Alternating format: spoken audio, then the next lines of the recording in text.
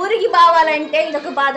ఎండాకాలం లీవ్లు ఇచ్చారు కదా, అటు జాలీగా ఊరికి వెళ్ళేసి వద్దాం అనుకుంటే అమ్మ తల్లి కొంచెం సౌండ్ తగ్గి తల్లి, తల్లి కొంచెం సౌండ్ తగ్గి తల్లి, బాగా తల్లి సౌండ్ తగ్గి పిల్ల.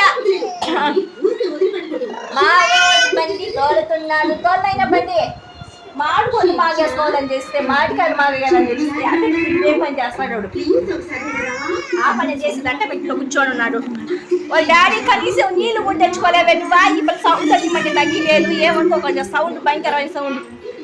నీళ్ళు కూడా తెచ్చి కూడా ఇంట్లో ఉన్నప్పుడు ఆ ఇంట్లో ఉన్నప్పుడు నీళ్ళు తెచ్చిస్తే ఈ కాలు ఇచ్చేయాలి, ఈ కాలు ఇచ్చేస్తే వీళ్ళకి నీళ్ళు కూడా తెచ్చిపోతే ఎట్ట అసలు.